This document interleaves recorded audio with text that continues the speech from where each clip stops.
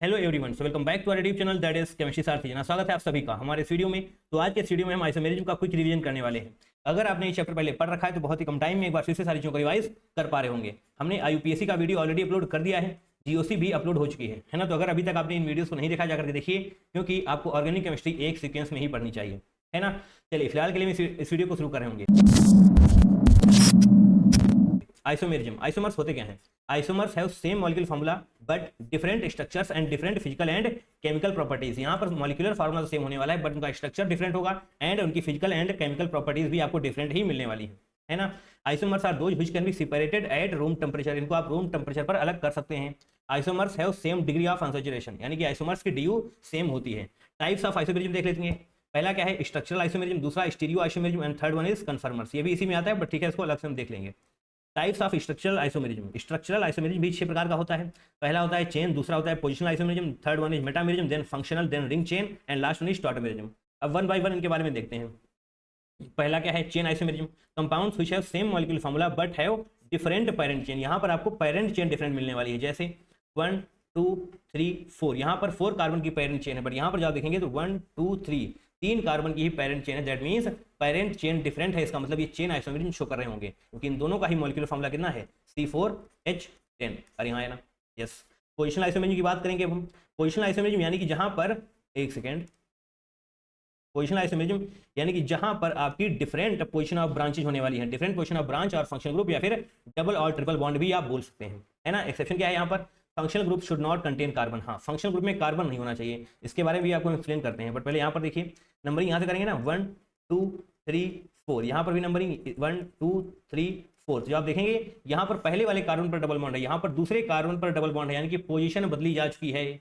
Position, तुम्हारा attention यहाँ पर रहना चाहिए, पोजीशन यहाँ पर बदली जा चुकी है। दैट मीन्स पोजिशनल आइसोमेरिज्म होने वाले हैं ये। अरे हाँ है ना। यहाँ पर देखिए 1 2 3, पहले वाले कार्बन पर OH ग्रुप है, यहाँ पर 1 2 3 दूसरे कार्बन पर OH ग्रुप है। दैट मीन्स ये पोजिशनल आइसोमेरिज्म शो करने वाले हैं।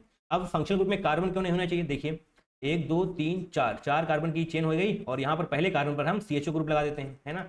यहाँ पर भी हम 4 कार्बन की चेन बनाते हैं और दूसरे कार्बन पर हम CHO ग्रुप लगा देते हैं। देखिए नंबरिंग कहाँ शुरू होगी, बहुत ध्यान से देखिएगा। 1 2 3 4 5। अरे हाँ है ना। अब नंबरिंग यहाँ शुरू होगी, फंक्शन ग्रुप यहाँ पर लग चुका है, तो 1 2 3 4। अरे यहाँ पर तो 4 कार्बन की पेरेंट चेन है, यहाँ पर 5 कार्बन की पेरेंट चेन है। दैट मीन्स ये पोजिशनल नहीं जनाब, चेन आइसोमेरिज्म होने वाले हैं।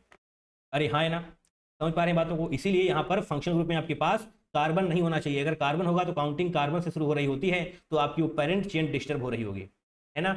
तो इसका मतलब ये CHO नहीं होना चाहिए। अगर आप CHO वगैरह लेकर आते हैं, कार्बन कंटेनिंग फंक्शनल ग्रुप लेकर आते हैं, तो वो चेन आइसोमेरिज्म शो करने लग जाएगा। नाउ मेटामेरिज्म, ये क्या होता है? Compounds which have same molecular formula but have different arrangements of atoms और groups from either side of bridging functional group. Functional group must be same, obvious सी बात है, फंक्शनल ग्रुप सेम ही होना चाहिए, है ना। कहने का मतलब है यहाँ पर इस प्रकार, इस तरफ कुछ और डिफरेंट अरेंजमेंट होगा, इस तरफ कुछ अरेंजमेंट डिफरेंट होने वाला है। यहाँ पर भी डिफरेंट अरेंजमेंट होगा, यहाँ पर भी डिफरेंट अरेंजमेंट होने वाला है, ठीक है। ब्रिजिंग फंक्शनल ग्रुप के इधर उधर डिफरेंट अरेंजमेंट होना चाहिए एटम्स या फिर ग्रुप्स का। एग्जाम्पल के तौर पर यहाँ पर देखेंगे, यहाँ पर आपके पास क्या है? कार्बोनिल ग्रुप है, इस तरफ 1 कार्बन है, इस तरफ 3 कार्बन की चेन है। यहाँ पर पकड़िए इसको, यहाँ पर 2 कार्बन की चेन है, यहाँ पर भी 2 कार्बन की चेन है। दैट मीन्स डिफरेंट अरेंजमेंट है, इधर उधर डिफरेंट अरेंजमेंट है। इसका मतलब ये मेटामेरिज्म शो करने वाला है, ठीक है। अब बात करेंगे हम फंक्शनल आइसोमेरिज्म की। ये क्या होता है? यानी कि डिफरेंट फंक्शनल ग्रुप होने चाहिए। फंक्शनल आइसोमेरिज्म यानी कि डिफरेंट फंक्शनल ग्रुप। तो यहाँ पर क्या है functional group? OH, that is alcohol. यहाँ पर क्या है? ईथर। इधर क्या है? एल्डिहाइड। और ये क्या है? कीटोन। मॉलिक्यूलर फार्मूला चेक करना चाहेंगे? चेक कर लीजिए। C3 नहीं, C2 होगा, C2H5OH, C2H5OH ये हो जाने वाला है। ये भी इसका, ये इसका भी हो गया, ठीक है। या फिर आप इसको ऐसे लिख सकते हैं C2H6O, ठीक है। मॉलिक्यूलर फार्मूला सेम है बट डिफरेंट फंक्शनल ग्रुप है, इसलिए ये फंक्शनल आइसोमेरिज्म शो करने का। And some important functional isomers क्या होते हैं? पहला क्या है? एल्कोहल एंड ईथर, आपको दिखाया जा चुका है। दूसरा एल्डिहाइड एंड कीटोन्स, आपको दिखाया जा चुका है। साइनाइड एंड आइसोसाइनाइड भी तुम्हें पता होना चाहिए। Primary, secondary and tertiary amines भी फंक्शनल आइसोमेरिज्म शो कर रहे होते हैं। Acids and Easter, and last में डाइईन एंड आइन, okay. Now ring chain isomerism, ये क्या होता है? Compounds have same molecular formula but one compound is chain and other is cyclic. एक रिंग होगी तो एक ओपन होगा। देखिए यहाँ पर ये क्या है? आपकी चेन, ये क्या है? रिंग। तो ये क्या हो जाएगा? Ring chain isomerism. अरे हाँ है ना, क्योंकि दोनों का ही मॉलिक्यूलर फार्मूला कितना है? C3H6। इसका भी है, इसका भी है, मॉलिक्यूलर फार्मूला सेम, बट एक ओपन है तो एक साइक्लिक है। That means ring chain isomerism हो रहा होगा। Now tautomerism, also known as functional isomers, इनको आप फंक्शनल आइसोमर्स के नाम से भी जान रहे होते हैं। इंट्रामोलिकुलर प्रोटॉन H+ ट्रांसफर, यानी कि H+ ट्रांसफर होना चाहिए प्रोटॉन। कंडीशन क्या है? sp3 अल्फा कार्बन, यानी कि आपका अल्फा कार्बन sp3 होना चाहिए, और एटलीस्ट 1 अल्फा हाइड्रोजन होना चाहिए। अल्फा हाइड्रोजन मतलब अल्फा कार्बन पर जितने भी हाइड्रोजन होंगे वो सभी अल्फा हाइड्रोजन होते हैं, ठीक है। यहाँ पर देखिए ये हो गया आपका ग्रुप, इससे पास में जो कार्बन है उसी को आप बोल रहे होते हैं अल्फा कार्बन। वो अल्फा कार्बन sp3 होना चाहिए, वो अल्फा कार्बन sp3 होना चाहिए, है ना। sp3 है क्योंकि यहाँ पर 4 बॉन्ड बनाए जा रहे हैं, 4 सिग्मा, दैट मीन्स sp3 हो जाएगा। एंड इस कार्बन के पास एटलीस्ट एक हाइड्रोजन होना चाहिए, क्यों? क्योंकि वही होता है अल्फा हाइड्रोजन, ठीक है। बट यहाँ पर तो 3 है, बहुत ही अच्छी बात है। अल्फा हाइड्रोजन भी इसके पास है और ये sp3 कार्बन भी है, दैट मीन्स ऑटोमेटिक शो करने वाला है। कैसे शो करेगा, बहुत ध्यान से देखिएगा। 1 2 3 आप इसकी नेमिंग कर लीजिए ऐसे, यहाँ पर ऐसे करके दिखाते हैं हम आपको, CH2 CH और डबल बॉन्ड O। यहाँ पर हम एक हाइड्रोजन को ओपन करके लिखने वाले हैं, ठीक है। जिस प्रकार से नंबरिंग हम लिख रहे हैं उसी प्रकार से आप भी लिख लीजिएगा, 1 2 3, ठीक है। ऑक्सीजन से नंबरिंग करेंगे, ऑक्सीजन को 1 देंगे, 1 2 3। अब यहाँ पर लिखिए 1 2 का बॉन्ड तोड़ो, 1 2 का बॉन्ड तोड़ो, ठीक है। 1 2 का बॉन्ड तोड़ो, 2 3 को दे दो, 2 3 को दे दो, ठीक है। या फिर आप ऐसे लिख सकते हैं 1 2 का बॉन्ड 2 3 को दे दो, ठीक है। यही लिखना ज़्यादा सही रहेगा। और सेकेंड पॉइंट क्या होगा, 3 का H 1 को दे दो। अरे हाँ है ना, यस। अब देखिए बहुत ध्यान से किस प्रकार से होने वाला है अरेंजमेंट। 1 2 का बॉन्ड तोड़ो, यानी कि इस बॉन्ड को तोड़ के आप इस पर देने वाले हैं। अरे हाँ है ना, यही यहाँ पर दिखाया गया, इस पर देने वाले हैं। और इसका हाइड्रोजन इसको दे देने वाले हैं, इसका हाइड्रोजन इसको दे देंगे तो क्या हो जाएगा, ये ऐसे डबल बॉन्ड ये वाला कंप्लीट हो जाएगा, ये सिंगल बॉन्ड रहेगा, ये सिंगल बॉन्ड रहेगा, ये वाला पूरा हो जाएगा। अरे यहाँ पर डबल बॉन्ड होगा ना, यहाँ पर डबल बॉन्ड होगा, यहाँ पर सिंगल नहीं डबल, ठीक है। तो ये आपका बनता हुआ नजर आ रहा होगा, हाइड्रोजन इसके पास आ जाएगा, दैट मीन्स OH, है ना। मैकेनिज्म देख लेते हैं, मैकेनिज्म क्या होगा। एसिड में भी हो सकता है, बट यहाँ पर हम बेस के बारे में बताने वाले हैं। OH निगेटिव, बेस से OH निगेटिव आएगा, दैट मीन्स ये निगेटिव इस पर अटैक करने वाला हाइड्रोजन पर। जैसे ही हाइड्रोजन पर अटैक करेगा, हाइड्रोजन बाहर जाएगा, हाइड्रोजन बाहर जाएगा, दैट मीन्स इस पर कार्बन पर नेगेटिव छोड़ देगा, कार्बन पर नेगेटिव होगा, ये नेगेटिव बार फिर से रीअरेंज होगा इस पर अटैक करके, दैट मीन्स यहाँ पर डबल बॉन्ड कन्वर्ट हो जाएगा, ठीक है। डबल बॉन्ड बन जाएगा और ये डबल बॉन्ड इस पर ये हो जाएगा, है ना। तो ये आपका बनता हुआ नजर आ रहा होगा। देन H+ आप करेंगे तो ये आपका एज इट इज मिल जाएगा, ठीक है। मैकेनिज्म समझ में आई है, अच्छी बात है। नहीं आई है तो इसको याद कर लेंगे, आपके सारे काम बनते हुए आपको नजर आ रहे होंगे, है ना।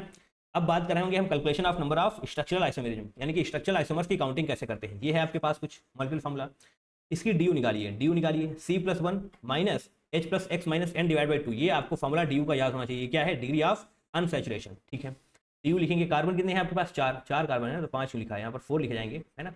4+1 कार्बन +1 माइनस करेंगे आप H+, देखिए हाइड्रोजन एंड नाइट्रोजन यहाँ पर है नहीं, ऑक्सीजन की काउंटिंग हम करते नहीं है, तो 10 एच रहेगा, डिवाइड बाई 2 आप कर रहे होंगे, ठीक है। इसको जब सॉल्व करेंगे तो 5 माइनस 5 दैट इज 0 आ रहा होगा।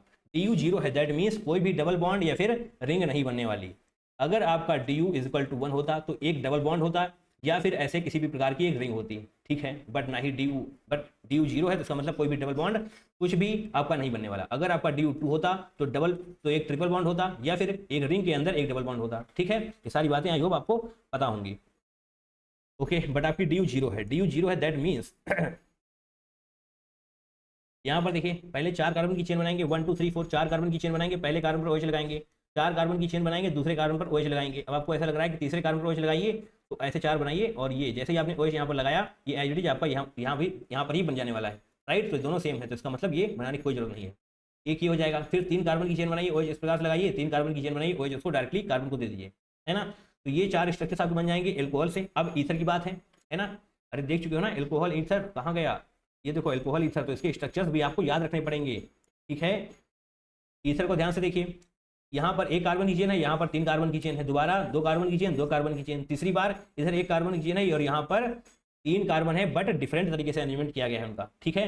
तो 1 2 3 4 5 6 7 7 प्रकार के आपके स्ट्रक्चरल आइसोमर होने वाले हैं। Number of structural isomer is equal to 7। ये आपको देखिए कैलकुलेट करना पड़ेगा, है ना। अब इसमें कोई फॉर्मूला वगैरह होता नहीं, आपको डायरेक्ट पता होना चाहिए, प्रैक्टिस करेंगे तो समझ में आ रहा होगा ना। प्रायोरिटी का मतलब क्या है, देखिए कुछ कंपाउंड्स आपके ऐसे होंगे जो 2-3 प्रकार के आइसोमेरिज्म शो कर रहे होंगे, बट अगर आपको ऑप्शन में सिर्फ एक ही दिया है तो आप किसको टिक कर रहे होंगे, इसके लिए आपको प्रायोरिटी पता होनी चाहिए। Ring chain isomerism, tautomerism, F यानी कि functional, then metamerism, then chain isomerism, then last में पोजिशनल आइसोमेरिज्म। अरे हाँ है ना, रात को FM चलाओ प्यार से, ठीक है। अगर आपके पास कोई ऐसा कंपाउंड है जिसका रिंग चेन आइसोमेरिज्म भी आ रहा है, रिंग चेन आइसोमेरिज्म भी शो कर रहा है एंड मेटामेरिज्म भी शो कर रहा है, मान लेते हैं, तो आप किसको टिक करेंगे, रिंग चेन को टिक करेंगे क्योंकि इसकी प्रायोरिटी सबसे ज्यादा है। अगर कोई मेटामेरिज्म शो कर रहा है, चेन शो कर रहा है, तो फिर आप मेटामेरिज्म टिक करने वाले हैं, ठीक है। प्रायोरिटी पता होनी चाहिए आपको, ये आसानी की ताकत रखती है। नाउ अब बात करते हैं एल्केन्स एंड स्ट्रक्चरल आइसोमर्स। यहाँ पर आप कुछ याद कर लें क्योंकि सारे बनाना पॉसिबल नहीं है। आपको बताइए कि आप 75 बना पाएंगे, नहीं ना मैं बना पाऊंगा, नहीं आप बना पाएंगे, ठीक है। इधर आइए, तो इसके लिए थोड़ा थोड़ा याद कर लेते हैं। C4 यानी कि ये क्या है, ब्यूटेन, अरे हाँ है ना, butane, pentane, hexane, heptane, octane, नोनेन and decane. इसको आप याद कर ले, याद कर लेंगे 2 3 5 9 18 35 75, ठीक है। थोड़ा सा राइम वगैरह बनाइए, याद करने का तरीका ढूंढिए, आसानी से याद कर पा रहे हैं, कोई बहुत टफ नहीं है। नाउ ज्योमेट्रिकल आइसोमेरी की बात कर रहे होंगे, this is very very very very important है ना। Arises due to restricted rotation around, restricted rotation यानी कि डबल बॉन्ड होगा। अब डबल बॉन्ड है, इसका मतलब रिस्ट्रिक्टेड रोटेशन, अगर आप इसको रोटेट करेंगे तो ये टूट जाएगा ये बॉन्ड, है ना। सिंगल बॉन्ड नहीं टूटता, इसको आप रोटेट करेंगे रोटेट हो जाएगा, बट डबल बॉन्ड रोटेट नहीं होता है ना। Carbon double bond carbon, carbon double bond nitrogen, then nitrogen double bond nitrogen and ये साइक्लोएल्केन्स एटसेट्रा, ठीक है। यहाँ पर आपको GI शो होता हुआ नजर आ रहा होगा। GI आर ऑल्सो, सॉरी यहाँ पर क्या लिखा हुआ है, GI are not interconvertible at room temperature, ये रूम टेम्परेचर पर इंटर कन्वर्टेबल नहीं होते, यानी कि इनको कन्वर्ट नहीं कर सकते इधर उधर, because of pi bond dissociation energy, ठीक है, इसकी वजह से। GI are also known as diastereomers, that means not mirror images, इसके बारे में आगे आपको बताया जा रहा है। Aerial distance must be different, aerial distance different होनी चाहिए, दे कैन बी सेपरेटेड, इनको आप अलग कर सकते हैं। देखिए ये मतलब सेम ग्रुप अपोजिट साइड है, इसका मतलब क्या हो जाएगा, ट्रांस, है ना, आगे बताया जा रहा है बट फिर भी यहाँ पर बता दें आपको, same group same side, that means ये क्या हो जाएगा, ट्रांस एंड ये सिस, ठीक है, बोलो, है ना।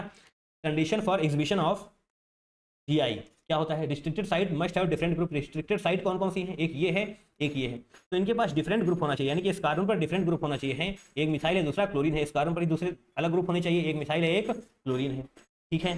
ध्यान देखिएगा यहाँ पर लिखा हुआ है restricted side must have different group, तो ये है आपकी एक रिस्ट्रिक्टेड साइड, यहाँ पर डिफरेंट ग्रुप है, ये दोनों डिफरेंट ग्रुप हो चाहे ना हो कोई दिक्कत नहीं है, काम बन सकता है, यहाँ पर डिफरेंट हो या ना हो कोई दिक्कत नहीं, काम बन जाएगा, ठीक है। बट एक कार्बन पर दोनों अलग अलग होने चाहिए, है ना। ये GI शो करने वाला है, यहाँ पर भी GI शो होगा क्योंकि आप देख पा रहे हैं इधर उधर डिफरेंट है, ठीक है ना।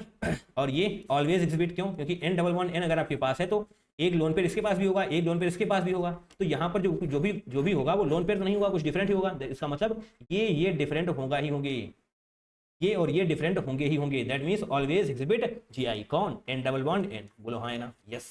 Now moving forward, types of GI, geometrical isomery भी 3 प्रकार के होते हैं, पहला सिस ट्रांस, दूसरा ZE, तीसरा सिन NT, अरे हाँ है ना, सिस ट्रांस आपको बता ही चुके हैं अभी हम, cis trans isomery if similar groups are present on the same side then cis otherwise trans, obvious सी बात है, यहाँ पर सेम साइड पर है इसका मतलब सिस, यहाँ पर डिफरेंट साइड है दैट मीन्स ट्रांस, अरे हाँ है ना, यस। अब बात करेंगे ZE सिस्टम, ध्यान रखिएगा ZE सिस्टम का यूज हमें क्यों करना पड़ता है, कभी कभी ऐसा होगा कि आप बता ही नहीं पाएंगे सिस ट्रांस के बारे में, तो वहां पर आपको ZE सिस्टम का यूज करना पड़ता है, ध्यान रखिएगा।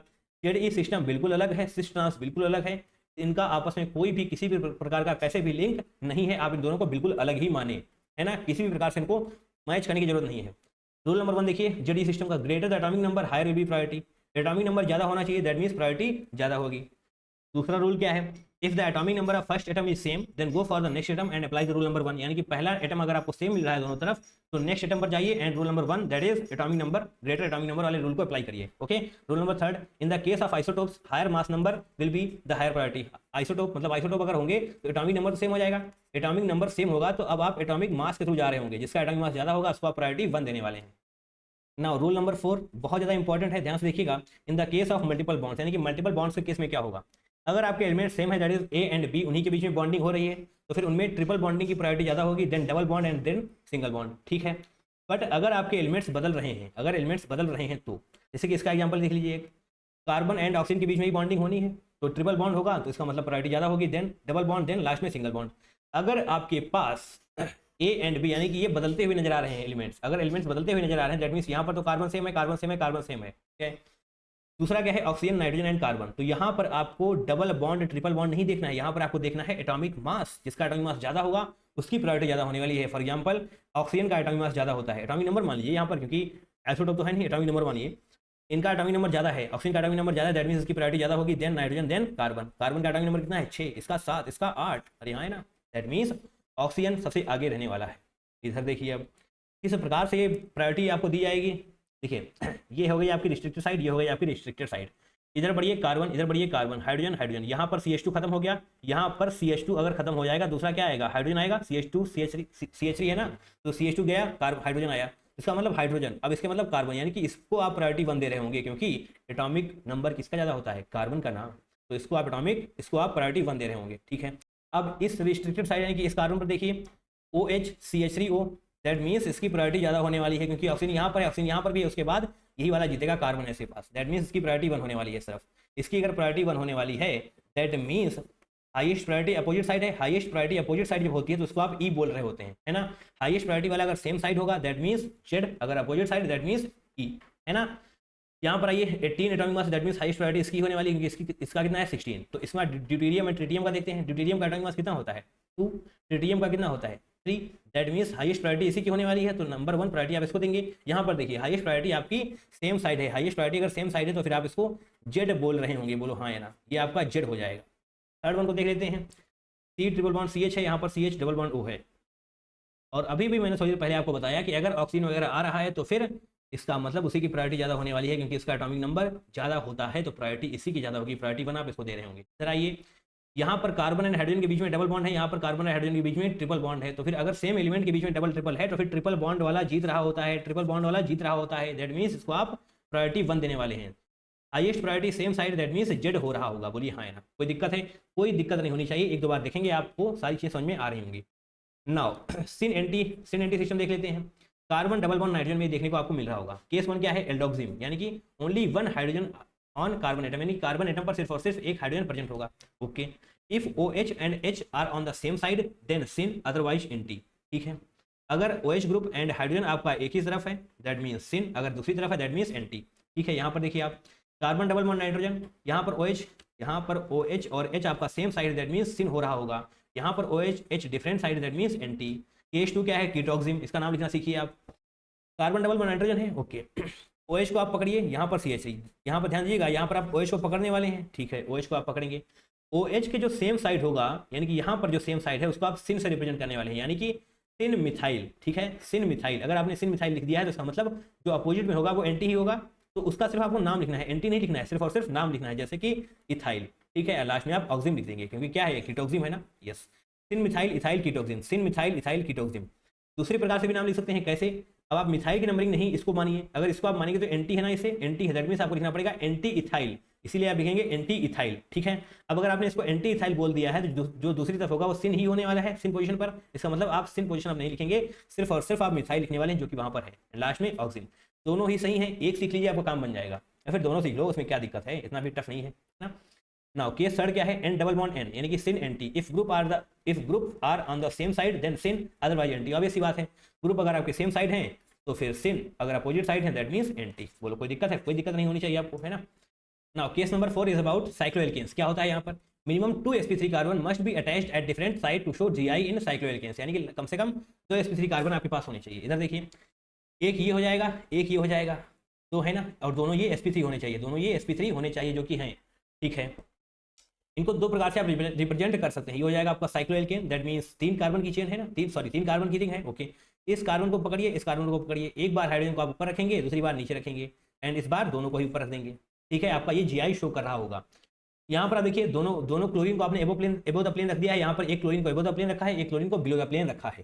ठीक है, कोई दिक्कत है? ये दोनों आपको GI शो कर रहे होंगे। Now second one is, sorry ये क्या है? स्पेशल केस स्पेशल प्रकार से पढ़ने की कोशिश कर रहे होंगे हम। पहला वाला क्या है? क्यूमुलेंस, यानी कि odd number of double bonds, odd number होने चाहिए डबल बॉन्ड्स का, 1 ये 2 3, यानी कि odd number of double bonds अगर हैं तो आगे आपको और चेक करना है odd number of double bonds. उसके बाद आपको चेक करना है डिफरेंट रिस्ट्रिक्टेड साइड, यानी कि ये एक रिस्ट्रिक्टेड साइड हो गई, एक ये हो गई, यहाँ पर डिफरेंट ग्रुप होने चाहिए हैं, मिथाइल और यहाँ पर हाइड्रोजन, मिथाइल और यहाँ पर हाइड्रोजन, दैट मीन्स ये GI शो कर रहा होगा। ऑड नंबर है ना, और ये रिस्ट्रिक्टेड साइड अलग अलग ग्रुप्स भी रखने वाली है। ओके, अब बात करते हैं स्पाइरेंस। स्पाइरेंस का मतलब क्या है? ऑड नंबर ऑफ रिंग्स, यानी कि एक रिंग ये हो गई, दूसरी ये हो गई, तीसरी ये हो गई, ऑड नंबर ऑफ रिंग्स होनी चाहिए, एंड जो रिस्ट्रिक्टेड साइड है आपकी ये हो गई, इससे आपको डिफरेंट ग्रुप होने चाहिए। एक हाइड्रोजन एंड मिथाइल अलग है, मिथाइल एंड हाइड्रोजन अलग है, तो इसका मतलब ये भी आपको GI शो कर रहा होगा। स्पाइरेंस प्लस क्यूमुलेंस, यानी कि यहाँ पर डबल बॉन्ड और रिंग का एडिशन ऑड नंबर आना चाहिए, तो है एक यहाँ पर ये रिंग, यहाँ पर रिंग और यहाँ पर एक डबल बॉन्ड, यानी कि 3 आ चुके हैं ऐड करने के बाद। Restricted side must have different groups, obvious सी बात है, तो ये जनाब आपका GI शो कर रहा होगा, है ना। स्पेशल केसेस के बारे में आपको ये पता होना चाहिए, क्यूमुलेंस हो चाहे स्पाइरेंस हो, आपको ऑड नंबर में चाहिए, है ना। फोर्थ वन क्या है? Cycloalkenes plus alkenes, cycloalkenes plus alkenes, यानी कि साइक्लोएल्केन यानी कि क्लोज रिंग एंड एल्कीन्स यानी कि डबल बॉन्ड। ठीक है, बहुत ध्यान से देखिएगा यहाँ पर, जरा सा भी आप एक्साइटेड ना हो, जैसा मैं बोल रहा हूँ सिर्फ उतना देखने का प्रयास करिए। ये हो जाएगी आपकी रिस्ट्रिक्टेड साइड और यहाँ पर ये हो जाएगी आपकी रिस्ट्रिक्टेड साइड, इससे डिफरेंट ग्रुप होने चाहिए। यहाँ पर डिफरेंट है, ऑब्वियस सी बात है, मिथाइल डिफरेंट है, हाइड्रोजन डिफरेंट है, यहाँ से तो एग्जिबिट कर रहा है, बट इधर से करेगा या नहीं। इसको पकड़िए, सेम है, ऊपर जाइए, मिथाइल आ चुका है, यहाँ पर क्या है? यहाँ पर क्या है? कार्बन पर हाइड्रोजन है, यहाँ पर हाइड्रोजन होगा, ऊपर मिथाइल, दैट मीन्स डिफरेंट नजर आ चुका है ग्रुप आपको, इसका मतलब कि GI शो कर रहा होगा। ठीक है, इधर आइए, ये वाली रिस्ट्रिक्टेड साइड हो गई, ये हो गई, यहाँ पर डिफरेंट है, अच्छी बात है। इधर आइए, सेम हो गया, अभी नहीं, GI एग्जिबिट करेगा। आगे बढ़िए, यहाँ पर मिथाइल आ गया, यहाँ पर हाइड्रोजन आ गया, तो अब अलग अलग हो गया, मिथाइल यहाँ पर ऊपर मिथाइल है, नीचे हाइड्रोजन है, दैट मीन्स GI एग्जिबिट हो रहा होगा। यहाँ पर देखिए इधर तो आपका डिफरेंट है, अच्छी बात है। यहाँ पर इस बार देखेंगे कार्बन पर हाइड्रोजन है, कार्बन पर हाइड्रोजन यहाँ पर भी सेम है, यहाँ पर आएगा यहाँ पर भी सेम है। दैट मीन्स इधर कुछ भी डिफरेंट नहीं मिल रहा है आपको, दैट मीन्स जीआई एग्जिबिट नहीं करेगा, इसलिए यहाँ पर क्रॉस लगाया गया है। और हाँ, यहाँ पर आपको एक और दूसरा एग्जाम्पल दे सकते हैं, क्या, अगर यहाँ पर हम मिथाइल लगा दें, इस वाले कार्बन पर हम मिथाइल लगाएं, इथाइल लगाएं, कुछ भी लगा दें, बस इस वाले कार्बन पर लगाएं, तो भी आपका जीआई एग्जिबिट नहीं कर रहा होगा, क्योंकि जब आप इधर से आएंगे यहाँ तक पहुंचेंगे, जस्ट सेकंड पेन को बदल लेते हैं, ऊपर से आएंगे यहाँ तक पहुंचेंगे, नीचे से आएंगे यहाँ तक पहुंचेंगे, इसके बाद जब भी आप आगे जाएंगे आपको सेम ग्रुप मिलने वाला है, दैट मीन्स जीआई एग्जिबिट नहीं कर रहा होगा। बोलिए हाँ है ना, ठीक है। Now fifth one, cyclo alkenes. देखिए बहुत ध्यान से, 3 कार्बन की साइक्लो एल्कीन हो, 4 की हो, 5 की हो, 6 की हो, 7 की हो, कोई भी जीआई एग्जिबिट नहीं करने वाली। तो सबसे छोटी रिंग, मतलब कार्बन की जो सबसे छोटी रिंग होगी जहां पर जीआई एग्जिबिट हो रहा होगा, वो 8 कार्बन की रिंग होने वाली है, ठीक है। यहाँ पर ये डबल बॉन्ड यानी कि एल्कीन, 8 कार्बन की साइक्लो एल्कीन आपको जीआई एग्जिबिट करती हुई नजर आ रही होगी। इसका स्ट्रक्चर कुछ इस प्रकार से बन रहा होता है, ऐसे देखेंगे। यहाँ पर मेरे को बनाने में हो रही होती तकलीफ, इसलिए मैं ऐसे ऐसे और ये ऐसे ऊपर ऊपर ऐसे, ऐसे का मतलब क्या होता है, ये कट नहीं कर रहा है, ठीक है, ऐसे ऐसे कुछ बन रहा होता है, ठीक है, ऐसे ऐसे कुछ बन रहा होता है, ठीक है। तो ये आपको जीआई एग्जिबिट करता हुआ नजर आ रहा होगा। Now 6 one is bicyclo compounds. यहाँ पर क्या है, 6 कार्बन की रिंग है, 6 कार्बन की रिंग है, दोनों को आप एक साथ लेकर आइए। तो ये जो रिस्ट्रिक्टेड साइट है आपकी, रिस्ट्रिक्टेड साइट है जो आपकी, यहाँ पर दोनों हाइड्रोजन को अगर आप एबो द प्लेन कर देंगे तो हो जाएगा सिस डेकालीन, एक को एबो द प्लेन दूसरे को बिलो द प्लेन करेंगे तो वो ट्रांस डेकालीन हो जाएगा, है ना। 7th one is heterocyclic. Hetero का मतलब है कार्बन के साथ कुछ और होगा रिंग में, कार्बन के साथ साथ कुछ और होगा, यानी कि यहाँ पर क्या है रिंग में, नाइट्रोजन, इसीलिए आप इसको बोल रहे होंगे हेट्रोसाइक्लिक कंपाउंड्स। नाइट्रोजन तो करेगा ही करेगा, क्योंकि एक तरफ हाइड्रोजन, एक तरफ इसके लोन पेयर होगा, दूसरी तरफ हाइड्रोजन या कुछ तो और होने ही वाला है, तो इसका मतलब जीआई एग्जिबिट हमेशा करने ही पड़ना है ना, क्योंकि एक तरफ तो लोन पेयर होगा ही होगा। Now calculation of number of GI, very very important, आपको जीआई का कैलकुलेशन करनी आनी चाहिए। केस वन क्या है, जब अनसिमेट्रिकल होगा, अनसिमेट्रिकल यानी कि डिफरेंट एंड ग्रुप्स होने वाले हैं, डिफरेंट एंड ग्रुप्स होंगे तो फिर total GI is equal to 2 to the power n होने वाला है। n क्या है यहाँ पर, स्टीरियोजेनिक एरिया, ध्यान रखिए क्या लिखा हुआ है ये, एरिया, हाँ बहुत इंपॉर्टेंट वर्ड है ये, stereogenic area, double bond that exhibit GI. ये CH2Cl है आपका, CH डबल बॉन्ड CH, यानी कि 5 बार डबल बॉन्ड है, ऐसे ऐसे ऐसे ऐसे ऐसे ऐसे 5 बार डबल बॉन्ड है, यानी कि स्टीरियोजेनिक एरिया कितने हो गए, 5, स्टीरियोजेनिक एरिया कितने हो गए, 5, इसका मतलब 2 टू द पावर 5 आप कर रहे होंगे तो कितना आएगा 32, तो इसका मतलब नंबर ऑफ जीआई कितने आने वाले हैं 32। आपको ये डायरेक्ट फार्मूला याद होना चाहिए, एंड याद करना है क्या है इसमें, 2 टू द पावर n ही तो है, ठीक है। नाउ केस नंबर 2 यानी कि सिमेट्रिकल, यहाँ पर थोड़ा सा अच्छा केस बन जाता है, सेम एंड ग्रुप्स, यानी कि जहाँ पर सेम नंबर ऑफ कार्बन होने वाले हैं इधर उधर, ओके। टोटल जीआई के लिए आप क्या कर रहे होंगे, 2 to the power n-1 plus 2 to the power p-1, p क्या है यहाँ पर, अगर n is equal to even है दैट मींस n/2 आप करेंगे p के लिए, अगर n is equal to odd है that means n+1 divide by 2 करेंगे p के लिए, है ना। यहाँ पर देखिए CH3 CH double bond CH whole size, यानी कि 3 डबल बॉन्ड है आपके पास, 3 स्टीरियोजेनिक एरिया है आपके पास, ठीक है। 3 क्या होता है, ऑड होता है ना, 3 ऑड है दैट मींस p के लिए आप n+1 डिवाइड बाई 2 कर रहे होंगे, p के लिए आप 3+1 डिवाइड बाई 2 यानी कि n+1 डिवाइड बाई 2 करेंगे तो 2 आ रहा होगा। टोटल जीआई वाला फार्मूला लगाइए, 2 प्लस सॉरी टोटल जीआई के लिए आप क्या करेंगे, टोटल जीआई के लिए करेंगे 2 to the power n-1, n कितना है 3, तो फिर 3-1 कितना हो जाएगा 2, plus 2 to the power p-1, 2 to the power p कितना है 2, p-1 यानी कि 1, ठीक है, 2 - 1 1, that means 2 to the 4 plus 2 to the power यानी कि 6, इसका करेक्ट आंसर आ रहा होगा, है ना। इसको जरा ध्यान से देख लीजिएगा, इसमें आपको किसी भी प्रकार की कोई भी समस्या नहीं होनी चाहिए, ये आपसे पूछा जा सकता है ना। This is very very important, आसानी से आप समझ भी सकते हैं, नो फॉर्मूले आपको पता होने चाहिए, है ना। ये वाला तो आसान है, अनसिमेट्रिकल अगर आ रहा है दैट मींस आसान है, पर अगर सिमेट्रिकल आ रहा है इधर उधर डिफरेंट नहीं सेम है, जैसे कि यहाँ पर देख पा रहे होंगे आप CH2Br है सिर्फ, यहाँ पर CH2Cl है, यानी कि डिफरेंट हो रहा है, बट यहाँ पर सेम है, यहाँ पर भी CH3 यहाँ पर भी CH3, अगर सेम एंड ग्रुप्स हैं तो फिर आपको थोड़ा सा अच्छे तरीके से देखना, okay. Now properties of cis trans, यहाँ पर सिस ट्रांस की कुछ प्रॉपर्टीज हैं, क्या हैं वो, डाइपोल मोमेंट सिस का ज्यादा होने वाला है in comparison to trans, boiling point भी सिस का ज्यादा होगा in comparison to trans, crystal lattice energy भी, क्रिस्टल लैटिस एनर्जी ट्रांस ही ज़्यादा होने वाली है, यानी कि मेल्टिंग पॉइंट भी उसका ट्रांस का ही ज़्यादा होगा, ठीक है। अगर क्रिस्टल लैटिस एनर्जी ज़्यादा है दैट मीन्स मेल्टिंग पॉइंट तो ज़्यादा होगा ही होगा, और स्टेबिलिटी भी ज़्यादा होगी ट्रांस की, सॉल्युबिलिटी सिस की ज़्यादा होने वाली, ठीक है। If one is electron withdrawing group and other one is electron donating group, then तब क्या होने वाला है, तब आपका dipole moment and boiling point बनता हुआ नजर आ रहा होगा, दैट मीन्स यहाँ पर सिस का डाइपोल मोमेंट कम होता है ना, इसके कंपेरिजन में यहाँ पर ऐसे उल्टा हो जाएगा, ट्रांस का बॉइलिंग पॉइंट ज़्यादा होगा, ट्रांस का डाइपोल मोमेंट ज़्यादा होने वाला है, अगर आपका एक इलेक्ट्रॉन विड्रॉइंग ग्रुप है दूसरा इलेक्ट्रॉन डोनेटिंग ग्रुप है। बट ऐसा होता क्यों है, हाँ ऐसा होता क्यों है, देखिए मिसाइल यहाँ पर इलेक्ट्रॉन डोनेटिंग ग्रुप है, इलेक्ट्रॉन डोनेटिंग ग्रुप है, दोनों इलेक्ट्रॉन डोनेटिंग ग्रुप लगे हुए हैं, दैट मीन्स डाइपोल मोमेंट इधर भी आएगा नहीं कि कुछ तो आएगा, तो इसका मतलब सिस के केस में डाइपोल मोमेंट ज़्यादा होने वाला है। यहाँ पर देखिए ट्रांस के केस में इधर भी गया इसे कैंसिल आउट कर देगा, दैट मीन्स डाइपोल मोमेंट सिस का ज़्यादा हो जाएगा इन कंपेरिजन टू ट्रांस, सिस का ज़्यादा हो जाएगा इन कंपेरिजन टू ट्रांस, ठीक है। पर जब यहाँ पर आएंगे, यहाँ पर आपके पास एक है इलेक्ट्रॉन डोनेटिंग ग्रुप, एक है इलेक्ट्रॉन विड्रॉइंग ग्रुप। तो यहाँ पर इलेक्ट्रॉन डोनेट किए जा रहे हैं, यहाँ से इलेक्ट्रॉन निकाले जा रहे हैं, तो कुछ बात बन रही है, बन नहीं रही है बढ़िया तरीके से, बट यहाँ पर बात बढ़िया तरीके से बनेगी। यहाँ पर भी डाइपोल मोमेंट इस तरफ है, क्यों? क्योंकि ये क्या है, CH है, इलेक्ट्रॉन डोनेटिंग ग्रुप। बट यहाँ पर CN दैट इज साइनाइड, क्या है ये, बट यहाँ पर साइनाइड, ये क्या है, electron withdrawing group. That means इसी प्रकार से डाइपोल मोमेंट बढ़ता हुआ नजर आ रहा होगा ट्रांस के केस में, यहाँ पर डाइपोल मोमेंट ट्रांस के केस में बढ़ता हुआ नजर आ रहा होगा, एंड फर्दर बॉइलिंग पॉइंट भी आपको बढ़ता हुआ ही नजर आएगा, ठीक है। ये बात आपको याद रखनी है, आपको फंसाने की ताकत रखती है।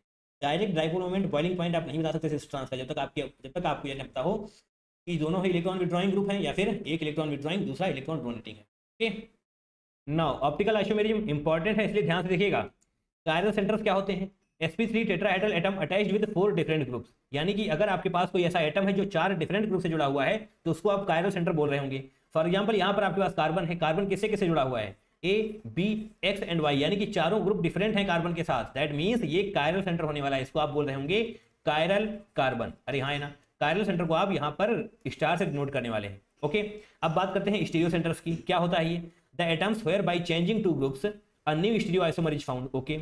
SC आपसे डायरेक्ट पूछा जाएगा, स्टीरियो सेंटर आपसे डायरेक्ट पूछा जाएगा, तो आप क्या बताएंगे, इनको आपको दोनों निकालना पड़ेगा, geometrical centre and chiral centre, दोनों को आप ऐड कर देंगे तो आपको SC that is stereo centre की वैल्यू पता चल रही होगी, ठीक है। फॉर एग्जांपल आपके पास ये है ना, ध्यान से देखिएगा, ये हो गया आपका यहाँ पर कायरल कार्बन, क्योंकि ऊपर हाइड्रोजन है, नीचे OH है, इधर मिथाइल है, इधर कुछ और ही ग्रुप है ना। आपने नंबरिंग वगैरह करके देख लीजिएगा, कोई दिक्कत नहीं है इसमें, ओके। तो दैट मीन्स एक कायरल सेंटर हो गया, तो कायरल सेंटर वाली वैल्यू यहाँ पर आ गई। और ये क्या है, ज्योमेट्रिकल सेंटर ना, दैट मीन्स इसकी वैल्यू कितनी है 2, 2 + 1 = 3, तो ये आपका करेक्ट आंसर हो रहा होगा। नाउ अब जो देखने वाले बहुत इंपॉर्टेंट है, all chiral centres are stereo centres but vice versa is not true. यानी कि सभी कायरल सेंटर्स स्टीरियो सेंटर्स होते हैं, बट सभी स्टीरियो सेंटर्स कायरल सेंटर नहीं होने वाले, है ना। ऑप्टिकल रोटेशन की बात करेंगे अब हम। ऑप्टिकल रोटेशन क्या है, आप किसी भी ऑर्डिनरी लाइट को निकोल प्रिज्म से पास करते हैं, दैट मीन्स PPL, यानी कि प्लेन पोलराइज लाइट, ओके। जब आप plane polarise light that is PPL को ऑर्गेनिक कंपाउंड से पास कर रहे होंगे तो 2 पॉसिबिलिटी है। पहली पॉसिबिलिटी क्या है कि PPL डज नॉट रोटेट, आपकी प्लेन पोलराइज लाइट रोटेट नहीं होने वाली। दूसरा क्या है, PPL रोटेट्स, आपकी प्लेन पोलराइज लाइट रोटेट हो सकती है। तो अगर PPL रोटेट नहीं करी है, दैट मीन्स आपका कंपाउंड कैसा है, मतलब ये वाला ऑर्गेनिक कंपाउंड कैसा है, ऑप्टिकली इनएक्टिव। ध्यान रखिएगा, डज नॉट रोटेट का मतलब है ऑप्टिकली इनएक्टिव। अगर रोटेट कर रही है तो यहाँ पर भी तो 2 ऑप्शन खुल गए, कैसे रोटेट करेगी, पहला क्लॉकवाइज, दूसरा एंटी क्लॉकवाइज। तो अगर आपकी PPL क्लॉकवाइज रोटेट कर रही है, क्लॉकवाइज रोटेट कर रही है, दैट मीन्स प्लस, यानी कि डेक्स्ट्रो, ठीक है। आप लिखने वाले हैं डेक्स्ट्रो रोटेटरी। अगर एंटी क्लॉकवाइज रोटेट कर रही है, एंटी क्लॉकवाइज समझते हो ना, इस प्रकार से, क्लॉकवाइज इस प्रकार से, है ना। अगर एंटी क्लॉकवाइज रोटेट कर रही है दैट मींस माइनस, या फिर आप इसको लीवो रोटेटरी बोल रहे होंगे, है ना। और आपका कंपाउंड कैसा होगा, ऑप्टिकली एक्टिव, ठीक है। ये दोनों बातें आपको पता होना चाहिए। PPL does not rotate, that means optically inactive, and PPL rotate, that means optically active.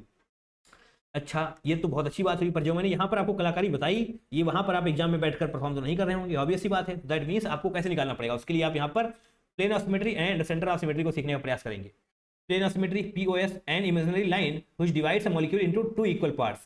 These two parts must be mirror images. ये mirror images होनी चाहिए, ठीक है। यहाँ पर A है आपके पास, A को आप इधर से काटिए, बताइए दोनों इक्वल है ना, दोनों इधर उधर के पार्ट, ऑब्वियस सी बात है। B को आप ऐसे काटिए, ऊपर वाला नीचे वाला इक्वल है। अब खुद को जनाब ऐसे काटो, मुझे पता है तुम्हारे दिमाग में जो खुरापाती आइडिया आया है, हाँ मतलब जो तुम कह रहे हो ना, दिल यहाँ पर है, यहाँ पर कुछ नहीं है, इधर दिल होगा ना, लेफ्ट हैंड, हाँ इधर ही दिल होगा। दैट मीन्स इसको आप इग्नोर करके चले, है ना। थोड़ा ऊपर लीजिए भैया, ज़्यादा एंड तक जाना नहीं है। अपने आप को इधर काटेंगे तो एक पैर इधर आएगा, एक पैर इधर जाएगा, एक हाथ इधर जाएगा, एक हाथ इधर जाएगा, है ना। एक आंख इधर, एक आंख इधर, और ये मुंह आपका जो एक है वो आधा आधा रह जाएगा, ठीक है। तो इसको आप प्लेन ऑफ सिमेट्री बोल रहे होंगे, है ना। अब इधर तो दिमाग नहीं जाना है, यहाँ पर आना है। सेंटर ऑफ सिमेट्री की बात करेंगे अब हम। An imaginary point from which opposite lines are drawn and we get same groups. अच्छा, जैसे कि फॉर एग्जाम्पल यहाँ पर आपके पास है, आपने एक ये लाइन ड्रॉ करी तो ऊपर नीचे आपको सेम ही है ना, दैट मीन्स यहाँ पर भी हाइड्रोजन मिलने वाला, यहाँ पर भी आपको हाइड्रोजन ही मिल रहा होगा, ठीक है। अब इस लाइन को ड्रॉ करिए, इधर भी मिसाइल, इधर भी missile, that means centre of symmetry आपको मिल रही है। पॉइंट कौन है, ये वाला, ठीक है। ऐसे कराइए, ऐसे करेंगे आप सब कुछ, दोनों तरफ सेम ग्रुप्स मिलने वाले हैं, है ना। इसी प्रकार से यहाँ पर भी दे सकते हैं, दैट मीन्स यहाँ पर सेंटर ऑफ सिमेट्री एग्जिस्ट कर रही है, यहाँ पर भी सेंटर ऑफ सिमेट्री एग्जिस्ट कर रही है, ठीक है। अगर यहाँ पर H के बजाय आप C2H5 कर देंगे तो सेंटर ऑफ सिमेट्री एग्जिस्ट नहीं करेगी, ऑब्वियस सी बात है ना।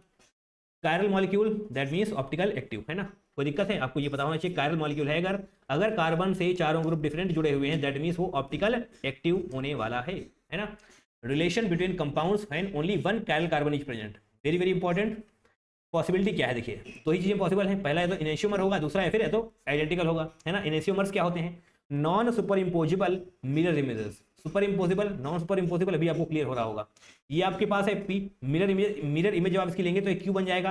अब आप बताइए क्या आप इस पी को उठा करके जब यहाँ पर लेकर आने वाले हैं क्या ये सुपर इम्पोज हो रहा होगा? नहीं होगा, ये है जनाब non super imposable image.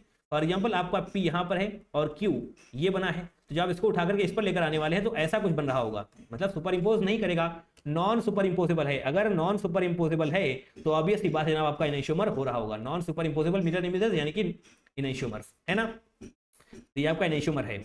Now Fisher projection की बात कर रहे होंगे, हाँ फिशर प्रोजेक्शन इसको ध्यान से देखिए, ये है आपका, इसकी मिरर इमेज आप बनाएंगे तो CH3 ऊपर था ऊपर ही रहेगा, ड्यूटेरियम नीचे था नीचे ही रहेगा, बट जो लेफ्ट राइट था वो बदल जाएगा। OH यहाँ पर राइट साइड है तो यहाँ पर लेफ्ट साइड हो जाएगा, यहाँ पर हाइड्रोजन लेफ्ट साइड है तो यहाँ पर हाइड्रोजन राइट साइड हो रहा होगा। अब जब आप इसको उठा करके इस पर रखने वाले हैं तो सुपर इम्पोज नहीं होगा, सुपर इम्पोज नहीं होगा क्योंकि जब आप इसको उठा करके यहाँ पर रखेंगे तो यहाँ पर OH आ रहा होगा, यहाँ पर H आ रहा होगा। दैट मीन्स ये भी आपका non superimposable mirror image है। That means A and B are enantiomers, ये भी आपके इनइशोमर हो रहे होंगे, है ना। नाउ RS कॉन्फ़िगरेशन देखते हैं। केस 1 क्या है आपके पास इन फिशर प्रोजेक्शन फार्मूला, देखिए इन पॉइंट्स को देखिए, give numbering in decreasing order of atomic weight, okay, if clockwise rotation then R, if anti clockwise rotation then S, if 4 is on the horizontal line then switch the answer. अच्छा देखिए आपके पास ये Fisher projection formula है, इसकी numbering कैसे करनी है ये यहाँ पर आपको बताया गया है, give numbering in decreasing order of atomic wait. तो यहाँ पर क्या है मिथाइल, यहाँ पर क्या है ऑक्सीजन, यहाँ पर है ड्यूटेरियम, यहाँ पर क्या है हाइड्रोजन। तो सबसे ज्यादा एटॉमिक वेट किसका होता है? ऑक्सीजन का होता है, ऑब्वियस सी बात है, तो इसको आप नंबरिंग नंबर 1 देंगे। इसके ऑक्सीजन के बाद कार्बन का नंबर आता है तो इसको आप 2 देने वाले हैं, उसके बाद ड्यूटेरियम का नंबर आता है तो इसको आप 3 देने वाले हैं, एंड देन हाइड्रोजन इसको आप 4 नंबरिंग दे रहे होंगे। अब क्या कोई मुझे बताएगा कि ड्यूटेरियम का एटॉमिक मास क्या होता है? बताइए। अगर नहीं पता तो कोई दिक्कत नहीं है, यहाँ पर ड्यूटेरियम का मैं बता देता हूँ आपको 2 होता है एटॉमिक मास एंड ट्रिटियम का होता है 3, बट इसकी कोई खास जरूरत यहाँ पर है नहीं। तो 1 2 3 4 है ना, ऐसे आ गया, इसको रफ कर देते हैं क्योंकि ऑलरेडी लिखा हुआ है, ओके। तो उसके बाद ध्यान से देखिए, इफ क्लॉकवाइज रोटेशन कैसे करना है? 1 से 2 आपको देखना है शॉर्टेस्ट पाथ कौन सा है, 1 से 2 शॉर्टेस्ट पाथ आपको पता करना है। तो जब 1 से 2 आएंगे तो ये आपको इस प्रकार से मिल रहा है, क्या है ये? इस प्रकार से, दैट मीन्स एंटी क्लॉकवाइज। अगर एंटी क्लॉकवाइज रोटेशन है तो आपका आंसर कितना हो रहा होगा? S, बट ये आधी अधूरी जानकारी है, पूरी जानकारी क्या है? If 4 is on the horizontal line then switch the answer. 4 आपका हॉरिजॉन्टल लाइन पर है, इसका मतलब आपको आंसर को स्विच करना पड़ेगा, आंसर आपका S नहीं R हो रहा होगा, ठीक है, ये आपका सही आंसर है। इधर यहाँ पर देखेंगे ऑक्सीजन ऊपर, हाँ इसको सब रफ कर देते हैं, एक बार फिर बताते हैं इसकी हमें जरूरत क्यों पड़ी। इसकी हमें जरूरत इसलिए पड़ी क्योंकि यहाँ पर तो आपका मिरर इमेजेस दी थी आपके लिए, बट इसको अगर हम ऐसे कर दें, इस वाले को अगर हम ऐसे लिख दें, यानी कि CH3 आपका ऐसे है, OH को यहाँ पर नीचे ले आए, OH को नीचे ले आएंगे तो अब आप मिरर इमेज नहीं बना सकते। इसके लिए ही हमें RS कॉन्फ़िगरेशन का यूज करना पड़ रहा है ना। तो नंबरिंग 1 किसको देंगे? OH को, OH के बाद C2H CH3 यानी कि कार्बन को, उसके बाद ड्यूटेरियम देन हाइड्रोजन, ठीक है। तो एक बार फिर से 1 to 2 शॉर्टेस्ट पाथ चुनिए, इस बार इस प्रकार से आएंगे, दैट मीन्स क्लॉकवाइज रोटेशन। अगर क्लॉकवाइज रोटेशन है दैट मीन्स आप आंसर R लिख रहे होंगे, और यहाँ पर चेक कर लेना है 4 कहाँ पर है, 4 यहाँ पर आपका वर्टिकल लाइन पर, दैट मीन्स आंसर को स्विच करने की कोई भी जरूरत नहीं है, जो आंसर है वही रहेगा। क्या है यहाँ पर? R है, R ही रहेगा। यहाँ पर S था बट इसकी वजह से स्विच हो जाएगा, that means R। At the end R दोनों में सेम आ रहा है, that means A and B are identical. बोलो हाँ या ना। अगर सेम नहीं आता दैट मीन्स इनइशोमर हो रहे होते, बट सेम आ रहा है, इसका मतलब आइडेंटिकल होने वाला है। यहाँ पर आपको आइडेंटिकल लिखा हुआ था, है ना। अच्छा यहाँ पर लिखा भी तो है हमने, R अगर दोनों में R सेम आ रहा है that means identical, S same आ रहा है दैट मीन्स उसका भी मतलब आइडेंटिकल। एक R और दूसरा S होना चाहिए तभी आप इनइशोमर बोल पा रहे होंगे। बोलो हाँ है ना, yes. Now case number 2 in solid dashes. Solid dashes में क्या करने वाले हैं? ध्यान से देखिए, if 4 is on the wave then switch the answer, if 4 is on the line then switch them. इसको अभी हम एक्सप्लेन करते हैं, पहले यहाँ पर देखिए, ध्यान से देखिएगा, कोई भी गलती आपसे नहीं होनी चाहिए। जिसका एटॉमिक वेट ज्यादा है वहां से नंबरिंग करेंगे, दैट मीन्स 1 ये हो जाएगा ब्रोमीन, देन सेकंड हो जाएगा क्लोरीन, थर्ड हो जाएगा ऑक्सीजन की वजह से OH, and fourth one is hydrogen, ठीक है। अगर आपका 4 वेव पर होगा तभी आप आंसर को स्विच करेंगे, अदरवाइज आंसर को स्विच नहीं करेंगे। तो यहाँ पर 4 आपका कहाँ पर है? डैश पर है, पेज पर नहीं है, इसका मतलब जो आंसर आएगा वही रहने वाला है। एंटी क्लॉकवाइज रोटेशन क्या होता है? S, अभी भी बताया गया ना आपको, एंटी क्लॉकवाइज रोटेशन बोले तो S, तो यहाँ पर आप S लिख रहे होंगे, एंड यही सही होगा। क्यों? क्योंकि यहाँ पर ये डैश पर है, 4 नंबर वेज पर नहीं है, बट यहाँ पर जब आप देखेंगे तो नंबरिंग करेंगे तो आपको 4 मिलने वाला है डैश पर, है ना। अगर 4 आपका डैश पर मिल रहा है तो आप आंसर को स्विच कर रहे होंगे। पहले देखिए यहाँ पर आंसर आएगा क्या, इस तरफ जाने वाले हैं 1 से 2, यानी कि इस प्रकार से रोटेशन, यानी कि क्लॉकवाइज। क्लॉकवाइज का मतलब होता है R, क्लॉकवाइज का रोटेशन, क्लॉकवाइज रोटेशन का मतलब होता है R, बट यहाँ पर जो आपका 4 है वो वेज पर है, इसका मतलब आंसर को स्विच कर रहे होंगे, आप कर रहे होंगे, तो R नहीं S होने वाला है। ये S दैट मीन्स ये भी आपका आइडेंटिकल ही है ना, इनइशोमर नहीं है ये। और अब यहाँ पर देखते हैं, इसको समझने के लिए आपको यहाँ पर देखना बहुत जरूरी है। देखिए अगर आपका 4 लाइन पर है तो किस प्रकार से स्विचिंग करनी है वो यहाँ पर आप सीख लें, है ना। और आपका हाइड्रोजन कहाँ पर है, लाइन पर है ना, तो अगर ये लाइन पर है तो इसका आंसर निकालने से पहले आप ये कलाकारी करिएगा। कैसे? इनको स्विच करेंगे आप, हाइड्रोजन यहाँ पर लाइन पर था, यहाँ पर ब्रोमीन वेज पर है, दैट मीन्स इसको स्विच करिए, ब्रोमीन वेज से अब लाइन पर जा रहा होगा, हाइड्रोजन लाइन से अब वेज पर आ रहा होगा। इसी प्रकार से इन दोनों को स्विच करेंगे, OH इधर आएगा, क्लोरीन इधर जाएगा, यानी कि क्लोरीन अब वेज पर नजर आ रहा होगा। अच्छा, तो 1 2 एक बार फिर से आप उसी हिसाब से नंबरिंग करेंगे, 1 2 यानी कि एटॉमिक वेट के हिसाब से, एटॉमिक वेट ब्रोमीन का ज्यादा है तो 1 से 2 यानी कि शॉर्टेस्ट पाथ 1 से 2 जो आप आएंगे, तो ये आपको कौन सी डायरेक्शन है, क्लॉकवाइज ना, क्लॉकवाइज यानी कि R, ये आपका सही आंसर हो रहा होगा। इनको जरा देख लीजिएगा, इंपॉर्टेंट है ये, है ना। नाउ डीएल कॉन्फिगरेशन, इसका यूज आप कर रहे होते हैं बायोमोलिक्यूल्स में, है ना, in carbohydrates and amino acids, इनका कार्बोहाइड्रेट्स एंड एमिनो एसिड्स में आप यूज कर रहे होते हैं। If OH on the last carbon is on the right side then D, अगर लेफ्ट साइड पर दैट मींस L। बोलो हाँ है ना। जैसे कि यहाँ पर है, यहाँ पर कार्बन आटम खत्म हो रहा है, दैट मींस यहाँ पर लास्ट कार्बन ये है ना, तो इस लास्ट कार्बन पर लगने वाला जो OH है, अगर वो राइट साइड में होगा दैट मींस D, अगर लेफ्ट साइड में होगा दैट मींस L। और ये स्ट्रक्चर किसका है, ग्लिसरॉल्डिहाइड का, ये स्ट्रक्चर है ग्लिसरॉल्डिहाइड का, उस पर लगा हुआ लास्ट कार्बन से OH, right side that means glyceraldehyde, यहाँ पर left side that means L glyceraldehyde. ये क्या है, आपका ग्लूकोज का स्ट्रक्चर है। इस कार्बन पर देखिए ध्यान से, इस कार्बन पर देखिए, ये वाला OH आपका राइट साइड है, दैट मींस ये हो जाएगा आपका D ग्लूकोज। अगर आपसे कहा जाए L ग्लूकोज के बारे में तो CH2OH, ये तो एच डी रहेगा, ऊपर वाले भी ये सभी ऐसे ही रहने वाले तीनों। जो यहाँ पर फर्क आएगा वो यहाँ पर आएगा, OH इस तरफ हो जाएगा, H इस तरफ आ जाएगा, ये हो जाएगा आपका L ग्लूकोज, क्योंकि लास्ट वाले कार्बन से लगा हुआ OH लेफ्ट साइड है ना। Now here we are erythro and threo, ये क्या होता है, सिमिलर ग्रुप्स अगर आपके सेम साइड है दैट मींस इराइथ्रो बोल रहे होंगे, अदर साइड है दैट मींस थ्रियो।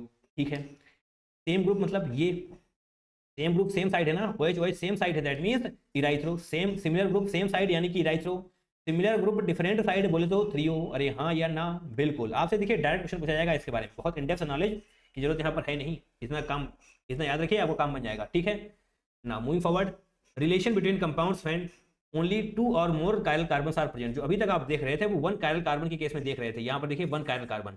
अब बात करें होंगे जब 2 या 2 से अधिक कायरल कार्बन होंगे, तो पॉसिबिलिटी क्या है, इनैंशियोमर्स तो होगा ही होगा, आइडेंटिकल, एंड अब एक और पॉसिबिलिटी बढ़ जा रही होगी, क्या है वो, डाइस्टीरियोमर्स।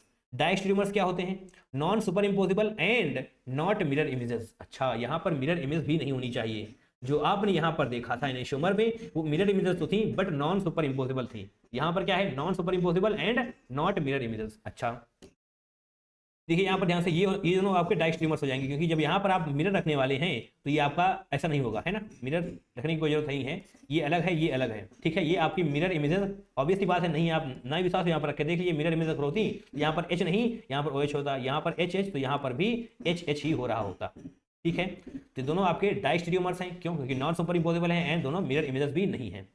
एक कायरल कार्बन का सेम कॉन्फ़िगरेशन रहेगा और एक का चेंज हो जाएगा, यानी कि 2 कायरल कार्बन होंगे। अरे यहाँ पर मैंने यही तो बोला था, 2 और मोर कायरल कार्बन, तो कौन कौन से हैं, एक ये आपका कायरल कार्बन है, एक ये है ना। इसी प्रकार से यहाँ पर भी हैं, दोनों कायरल कार्बन है आपके पास, तो इसमें बोला गया है एक कायरल कार्बन का सेम कॉन्फ़िगरेशन रहेगा तो एक का बदल जाएगा। तो यहाँ पर किसका बदला है, यहाँ पर इसका तो सेम ही रहा, इसका सेम रहा है, इसका बदला है, इसका बदल चुका है कॉन्फ़िगरेशन। देखिए OH राइट साइड से लेफ्ट साइड पर आ चुका है ना। तो ये आपके डाइस्टीरियोमर्स हैं। नाउ आगे बढ़ते हैं, इनैंशियोमर्स के बारे में कुछ प्रॉपर्टीज हैं, पढ़ लीजिएगा। इनैंशियोमर्स क्या होते हैं, non super imposable mirror images of each other, सीख के बता चुके हैं आपको। इधर देखिए, same physical properties like melting point, boiling point, solubility, refractive index and dissociation constant, ये सभी आपकी सेम फिजिकल प्रॉपर्टीज सेम ही रहने वाली है ना। Can not be separated by fractional distillation, fractional distillation का यूज करके आप इनको अलग नहीं कर सकते। Rotate PPL in same magnitude but in opposite direction, हाँ ये बात मैंने आपको शायद नहीं बताई, अगर आपके पास एक जो है +30 रोटेट कर रहा होगा तो दूसरा -30 डिग्री रोटेट कर रहा होगा, एट द एंड वो दोनों एक दूसरे को नलीफाई कर रहे होंगे। मैग्नीट्यूड सेम रहेगा, मैग्नीट्यूड यानी कि 30 है तो 30 ही रहेगा, बट डायरेक्शन डिफरेंट हो जाएगी, एक पॉजिटिव दूसरा नेगेटिव, है ना। React with same rate whenever treated with optically inactive compound, optically inactive compound के साथ अगर ट्रीट किया जा रहा होगा तो सेम रेट के साथ रिएक्ट करने वाले हैं। अगर आप उनको ऑप्टिकली एक्टिव कंपाउंड के साथ रिएक्ट करवा रहे होंगे तो डिफरेंट रेट के साथ रिएक्ट करने वाले हैं। ये स्टेटमेंट इसलिए इंपॉर्टेंट हो जाते हैं क्योंकि स्टेटमेंट टाइप क्वेश्चंस की वैल्यू बढ़ती हुई नजर आ रही है पिछले कुछ सालों में, है ना, इसलिए इन पर जरा नजरें बना के रखिएगा। नाउ अब बात करते हैं डाइस्टीरियोमर्स की, stereo isomer of each other, obvious सी बात है, not mirror images of each other, थोड़ी देर पहले ही आपको बता चुके हैं। डिफरेंट फिजिकल प्रॉपर्टीज, यहाँ पर आपकी फिजिकल प्रॉपर्टीज डिफरेंट होती हैं, जैसे कि melting point, boiling point, solubility, refractive index, dissociation constant, physical properties आपकी डिफरेंट होने वाली है in case of diastereomers but same होने वाली है इन केस ऑफ इनैंशियोमर्स, है ना। They can be separated at fractional distillation, इनको आप फ्रैक्शनल डिस्टिलेशन की हेल्प से सेपरेट कर सकते हैं, बट इनैंशियोमर्स को आप नहीं कर सकते, है ना। एक दूसरे के साथ याद करिए, याद करने में आसानी बन रही होगी। मीजो कंपाउंड्स, पहला पॉइंट क्या है, optical isomers having chiral centre more than one with POS या फिर सीओएस, किसी के भी साथ हो, यानी प्लेन ऑफ सिमेट्री के साथ हो या फिर सेंटर ऑफ सिमेट्री के साथ हो, काम बन जाएगा। बट आपके पास दो या दो से ज्यादा कायरल सेंटर होने चाहिए, यानी कि एक से ज्यादा ही होना चाहिए। ओके, मीजो कंपाउंड्स और ऑप्टिकली इनएक्टिव, ये ऑप्टिकली इनएक्टिव होते हैं ड्यू टू इंटरनल कंपेंसेशन और इंट्रामोलिकुलर न्यूट्रलाइजेशन और मॉलिक्यूलर सिमेट्री, यानी कि अंदर ही अंदर कैंसिल आउट हो रहा होता है, जैसा मैंने आप थोड़ी देर पहले बताया 30 डिग्री पॉजिटिव का एंड यहाँ पर 30 डिग्री होगा निगेटिव का, है ना। ठीक है, फॉर एग्जाम्पल यहाँ पर आगे देखिए, mirror images of meso compounds represent its identical molecule. Okay, meso compounds can not have enantiomers, ये इनेशियोमर्स नहीं हो सकते, है ना। यहाँ पर देखिए ध्यान से CH2OH नहीं, यहाँ पर CH3 होगा ना। एक सेकेंड, इसको कैसे हटाया जाएगा अब यहाँ से, इसको ऐसे करके यहाँ पर हम CH3 लिख रहे होंगे। अगर CH3 नहीं होगा तो फिर प्लेन ऑफ सिमेट्री आपको नजर नहीं आएगी, है ना। यहाँ पर CH2, यहाँ पर CH3 होगा, है ना, CH2OH नहीं होगा। देखिए ध्यान से, प्लेन ऑफ सिमेट्री होनी चाहिए भैया। प्लेन ऑफ सिमेट्री यहाँ पर आपके पास नजर आ रही है, ऊपर सेम है नीचे भी सेम है, that means plane of symmetry exist कर रही है। दो या दो से ज्यादा आपके पास कायरल सेंटर होने चाहिए। तो यहाँ पर एक कायरल सेंटर ये रहा, एक कायरल सेंटर ये रहा, ठीक है। तो ये आपके पास कायरल सेंटर हो जाएंगे, है ना। अरे मतलब चारों डिफरेंट है ना उससे। यहाँ पर आप कार्बन को पकड़िए, ऊपर मिथाइल है, नीचे कुछ और ही है, इधर OH है, इधर H है। दैट मीन्स दो कायरल हैं आपके पास, दो कायरल कार्बन हो चुके हैं, प्लेन ऑफ सिमेट्री भी एग्जिस्ट कर रही है। इसका मतलब ये आपका मीजो कंपाउंड होगा। एंड जो +30 -30 मैंने बताया था, उसका क्या मतलब हुआ, एक कायरल कार्बन अगर +30 डिग्री रोटेशन कर रहा है तो दूसरा कायरल कार्बन -30 डिग्री रोटेशन करेगा। दैट मीन्स अंदर ही अंदर सब कुछ कैंसिल आउट हो जाएगा, बाहर आपको कुछ भी नजर नहीं आने वाला, है ना। ऑप्टिकली इनएक्टिव लिखा हुआ है ना भाई, ऑप्टिकली इनएक्टिव कहाँ है ऑप्टिकली इनएक्टिव, ये देखिए ऑप्टिकली इनएक्टिव मतलब does not rotate. Eight the and बाहर जाकर के आपको कुछ भी रोटेशन नजर नहीं आएगा क्योंकि जो भी होगा अंदर ही अंदर कैंसिल आउट हो रहा होगा, है ना। कायरल कार्बन, इसमें भी आपको कायरल कार्बन दो नजर आने वाले हैं, क्योंकि यहाँ पर भी कायरल कार्बन है आपका पास और यहाँ पर भी आपके पास कायरल कार्बन है। तो यहाँ पर भी दो कायरल कार्बन है, प्लेन ऑफ सिमेट्री आपको नजर आ ही जाएगी। इस प्रकार से करेंगे तो प्लेन ऑफ सिमेट्री आपको नजर आएगी, देन आपका ये भी मीजो कंपाउंड हो रहा होगा। बट यहाँ पर आपके पास कायरल कार्बन नहीं है, क्योंकि इस तरफ से आएंगे आपको सेम अरेंजमेंट देखने को मिल रहा होगा। सेम अरेंजमेंट है, इसका मतलब कायरल कार्बन एग्जिस्ट नहीं करेगा। बोलो हाँ है ना, ठीक है।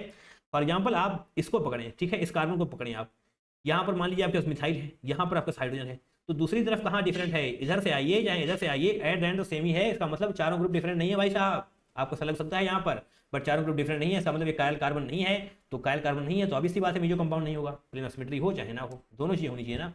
अब बात करते हैं स्यूडो कायल सेंटर। स्यूडो मीन्स क्या होता है, स्यूडो मीन्स होता है फॉल्स। फिजिक्स में आप पढ़ रहे होंगे इसमें स्यूडो फोर्स, बताइए पढ़ रहे हो ना, हाँ पढ़ते रहो। फिजिक्स में होता है स्यूडो फोर्स, तो यहाँ पर आपके पास स्यूडो कायल सेंटर, इसका मतलब ये क्या है, false. sp3 atom attached with two different groups, okay, other two groups are same but exhibit gi or have chiral centers, chiral carbons, okay।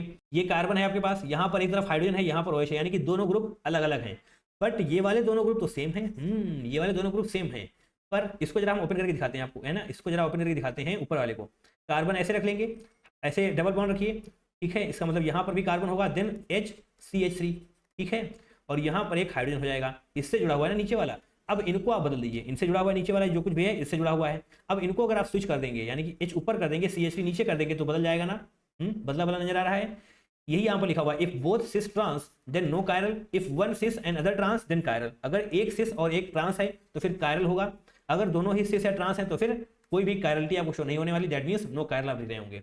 Cis trans आपको ऑलरेडी बताया जा चुका है, अगर ये सेम साइड है दैट मीन्स सिस, अगर ये डिफरेंट साइड है ऐसे ऐसे, अगर ये different side that means trans, ठीक है। कोई दिक्कत है आपको। और यहाँ पर ये भी लिखा हुआ है बट एग्जिबिट GI, ऑब्वियस सी बात है यहाँ पर GI एग्जिबिट किया जा रहा होगा, क्योंकि यहाँ पर दोनों डिफरेंट है, यहाँ पर भी दोनों ही डिफरेंट है, ओके। तो GI एग्जिबिट हो रहा होगा। अगर ये सिन वाला है, ये ऊपर नीचे कर देंगे तो आप ट्रांस हो रहा होगा, है ना। अब बहुत ज़्यादा टाइम इसको नहीं देंगे। अब बात करते हैं रेसमिक मिक्सचर की। इक्विमोलर मिक्सचर ऑफ टू इनेशियोमर, यानी कि दो इनेशियोमर्स का इक्विमोलर मिक्सचर को आप बोल रहे होंगे रेसमिक मिक्सचर। फॉर एग्जांपल आपके पास ये है और एक ये है, ये क्या है A, ये दूसरा है B। A कितना है प्लस, A का थीटा कितना है +30 डिग्री, B का कितना है -30 डिग्री। इनको जब आप मिक्स कर देंगे, यहाँ पर आपको एडिशन का साइन नजर आ रहा है, बिल्कुल। इनको जब आप मिक्स कर देंगे तभी आप बोल रहे होंगे A + B = रेसमिक मिक्सचर। इनको आप रेसमिक मिक्सचर बोल रहे होंगे, क्योंकि थीटा नेट कितना आएगा, 0 आएगा ना, क्योंकि +30 -30 एक दूसरे को कैंसिल आउट कर देगा। Theta net = 0 degree. Optically inactive due to external compensation. यहाँ पर क्या था, मीजो कंपाउंड्स में इंटरनल कंपेंसेशन था, यहाँ पर क्या था, internal compensation. But racemic mixture में आपके पास एक्सटर्नल कंपेंसेशन होगा, यानी कि दोनों अलग हैं, ये अलग कंपाउंड है, ये अलग कंपाउंड है। जब इनको मिक्स करेंगे तभी एक हो जाएंगे, दैट मीन्स वो एक्सटर्नल कंपेंसेशन की वजह से ये थीटा नेट 0 आ रहा है आपका, ठीक है। रेसमिक मिक्सचर में एक्सटर्नल कंपेंसेशन होगा एंड मीजो कंपाउंड्स में इंटरनल कंपेंसेशन होने वाला है। नाउ रिजोल्यूशन की बात करेंगे। Separation of enantiomers from racemic mixture is called resolution. यहाँ पर तो आपने इनेशियोमर्स को मिलाकर के रेशियो मिक्सचर बना दिया। अब इस रेशियो मिक्सचर से अलग अलग एक बार फिर से करिए इनेशियोमर्स को, तो उसी को आप बोल रहे होंगे रिजोल्यूशन। ठीक है, इनेशियोमर्स को अलग करना। Optically active compounds are resolvable, optically active compounds are resolvable, यानी कि उन्हीं को आप रिजॉल्व कर सकते हैं। आपके पास ये क्या है, रेशियो मिक्सचर, उनको आप अलग अलग कर पा रहे होंगे। ये आपका इनेशियोमर हो गया, ये भी आपका इनेशियोमर हो जाएगा, है ना। Now calculation of optical isomerism, यहाँ पर आपके पास 3 केस बन रहे होंगे। तो पहला केस क्या है, इफ मॉलिक्यूल इज अनसिमेट्रिकल, अगर आपका मॉलिक्यूल अनसिमेट्रिकल है तो क्या होगा। तो टोटल ऑप्टिकल आइसोमर्स कितने होंगे, to the power n, and जितने भी होंगे सारे के सारे ऑप्टिकली एक्टिव भी होने वाले हैं। That means total optical active कितने होंगे, टू द पावर n। आपको ये याद रखना है कि अनसिमेट्रिकल वाले केस में जितने ऑप्टिकल आइसोमर्स होने वाले हैं वो सभी ऑप्टिकल एक्टिव भी होने वाले हैं, है ना। मीजो कंपाउंड्स ऑब्वियसली बात है 0 होंगे। रेशियो मिक्सचर क्या होने वाला है, देखिए 2 ऑप्टिकल एक्टिव मिलकर के एक रेशियो मिक्सचर बना रहे थे। 2 ऑप्टिकल एक्टिव मिलकर के एक रेशियो मिक्सचर बना रहे थे। दैट मीन्स रेशियो मिक्सचर के लिए आप कर रहे होंगे ऑप्टिकल एक्टिव डिवाइड बाई 2। अगर 10 ऑप्टिकल एक्टिव हैं आपके पास तो फिर रेशियो मिक्सचर कितना हो जाएगा, 5 ना। अरे हाँ है ना, ऑब्वियसली बात है, यस। एंड एन क्या है यहाँ पर, number of chiral centre, obviously बात है, आप समझ चुके होंगे। तो ये रहा आपके पास आपका कंपाउंड। अनसिमेट्रिकल है क्योंकि ऊपर CH3 है, नीचे C2H5 है, इसलिए इसका मतलब यहाँ पर आप इन फॉर्मूलों का यूज कर रहे होंगे। n इज इक्वल टू 2, इसका मतलब नंबर ऑफ कायरल सेंटर ना, तो n इज इक्वल टू 2, एक कायरल सेंटर ये रहा, एक कायरल सेंटर ये रहा, तो n इज इक्वल टू 2 हो जाएगा। तो टोटल ऑप्टिकल आइसोमर्स के लिए आप क्या कर रहे होंगे, to the power 2, that means 4 आ जाएगा। एंड ऑप्टिकल एक्टिव भी 4 होगा, मीजो कंपाउंड 0 होंगे। एंड रेशियो मिक्सचर के लिए आप 4 डिवाइड बाई 2 कर रहे होंगे, तो ये कितना आएगा, 2 आएगा। ऑब्वियसली बात है, ऑप्टिकल एक्टिव कितना है, 4, है ना। केस 2 क्या है आपके पास, if molecule is symmetrical and उसमें भी आपका n, that is number of chiral centers even होने चाहिए। ऑड के बारे में आगे जानकारी दी गई है, फिलहाल यहाँ पर इवन की बात करेंगे। ठीक है, सिमेट्रिकल तो है, दोनों साइड CH3 है, बट यहाँ पर नंबर ऑफ कायरल सेंटर कितने हैं, इवन, यानी कि यहाँ पर नंबर ऑफ कायरल सेंटर्स 2 हैं आपके पास। ओके, n इक्वल टू 2 है, तो ऑप्टिकल एक्टिव है। हाँ, इस फॉर्मूला का ध्यान से देखिए, टोटल ऑप्टिकल आइसोमर्स का मतलब क्या होगा, optical active plus meso. Optical active and meso दोनों का आप एडिशन कर रहे होंगे। तो ऑप्टिकल एक्टिव क्या कैसे निकालेंगे, टू द पावर n-1 से, एंड मीजो कैसे निकालेंगे, टू द पावर n/2 -1 से। ध्यान से देख लीजिएगा इसको। तो टोटल ऑप्टिकल एक्टिव के लिए टोटल ऑप्टिकल आइसोमर्स के लिए ऑप्टिकल एक्टिव करेंगे तो to the power n-1, to the power n-1, यानी कि 2 - 1 आप करेंगे तो 2 ही आ रहा होगा, है ना। यही यहाँ पर 2 लिखा हुआ है। मीजो के लिए आप क्या करेंगे, n/2, n कितना है 2, 2 - 1, तो ये कितना आएगा, 2 टू द पावर 0। अरे हाँ है ना, 2 टू द पावर 0 आएगा, दैट मीन्स एक ही हो जाएगा, that means 2 + 1 is equal to 3 हो रहा होगा। Total optical isomers is equal to 3, है ना। रेशियो मिक्सचर की बात करेंगे तो ऑब्वियसली बात है, ऑप्टिकल एक्टिव डिवाइड बाई 2 आप कर रहे होंगे। Optical active that is 2 divide by 2, यानी कि 1 आ रहा होगा, है ना। Now if molecule is symmetrical but n is odd, n odd है, यानी कि यहाँ पर 1 2 3 आपके पास कायरल सेंटर हैं, और ये कैसा है, स्यूडो कायरल सेंटर, है ना। तो इसको भी आप काउंट कर रहे होंगे, तो n इज इक्वल टू 3 हो जाएगा। हाँ, पहले फॉर्मूले देख लीजिए। टोटल ऑप्टिकल आइसोमेरिज्म के लिए आप क्या कर रहे होंगे, to the power n-1। Meso वाला थोड़ा सा बदल रहा होता है, ठीक है, मीजो वाला बदलता हुआ नजर आएगा। दैट मीन्स ऑप्टिकल एक्टिव के लिए आप कर रहे होंगे टोटल माइनस मीजो। क्यों, ऐसा क्यों करेंगे, क्योंकि टोटल का मतलब क्या होता है, ऑप्टिकल एक्टिव प्लस मीजो। अरे हाँ या ना, optical active plus meso, optical active plus meso. यहाँ पर भी ऑप्टिकल एक्टिव प्लस मीजो अगर आप लिखना चाहें तो लिख सकते हैं, क्योंकि एट द एंड मीजो कितना है, 0 है। कोई दिक्कत नहीं है, एक साथ याद करिए, आपको याद हो रही होंगी सारी चीजें। ओके, तो यहाँ पर ऑप्टिकल आइसोमेरिज्म आपको निकालना है। ऑप्टिकल आइसोमर्स कितने हैं, two to the power n-1, n कितना है 3, 3 - 1 कितना आ जाएगा 2, two to the power 2 is equal to 4। Meso के लिए आप इस फॉर्मूले का यूज करेंगे तो कितना आ जाएगा, इसको सॉल्व करिए, 2 आपको आ रहा होगा, है ना। ऑप्टिकल एक्टिव के लिए आप करेंगे टोटल माइनस मीजो, टोटल ये रहा, मीजो ये रहा, तो 4 - 2 2 आ रहा होगा। रेशियो मिक्सचर के लिए ऑप्टिकल एक्टिव डिवाइड बाई 2 तो आप करते ही आ रहे हैं, तो यहाँ पर आंसर कितना होगा 1, है ना। ऑप्टिकल एक्टिव कितने हैं, 2 है ना। Okay, now calculation of stereo isomers, ध्यान से देखिएगा, ये सारे बहुत इंपॉर्टेंट है, इससे आपको क्वेश्चन पूछा जा सकता है ना। केस 1 यहाँ पर भी है अनसिमेट्रिकल के बारे में। टोटल स्टीरियो आइसोमर्स कितने होंगे, two to the power n, n क्या है, number of chiral centres plus stereogenic area. हाँ, स्टीरियोजेनिक एरिया लिखा हुआ है। अगर यहाँ पर स्टीरियोजेनिक एरिया आपसे बोल दिया जाएगा तो 2 होने वाला, सॉरी 1 होने वाला है। स्टीरियोजेनिक एरिया का मतलब होता है 1। अरे 1 डबल 1 यानी कि 1 है stereogenic area. Number of chiral centre कितने हैं 1, तो फिर n इज इक्वल टू कितना हो जाएगा 2, क्योंकि n इज इक्वल टू इन दोनों का एडिशन करेंगे तो आप 1 + 1 2 आ रहा होगा। टोटल स्टीरियो आइसोमर्स कितने होने वाले हैं, two to the power n, यानी कि two to the power 2, that means 4 हो जाएगा आपका सही आंसर। केस नंबर सेकंड क्या है, एक मॉलिक्यूल इज सिमेट्रिकल। अगर आपका मॉलिक्यूल सिमेट्रिकल है तो फिर यहाँ पर कोई फार्मूला नहीं चलने वाला भाई साहब, है ना। इसकी थोड़ी सी प्रैक्टिस करनी पड़ेगी आपको। ओके, तो यहाँ पर पॉसिबिलिटीज क्या क्या है, एक जेड होगा, यहाँ एक जेड होगा, दूसरा ई होगा, ये ई होगा तो ये जेड होगा, या फिर दोनों जेड होंगे या फिर दोनों ई होंगे। यही यहाँ पर लिखा भी हुआ है, यही यहाँ पर लिखा भी हुआ है। एक केस क्या है, दोनों जेड हो जाएं। दूसरा केस क्या है, एक ई हो दूसरा जेड हो, या फिर पहला जेड हो दूसरा ई हो। एट द एंड इसको आप एक ही काउंट कर रहे होंगे।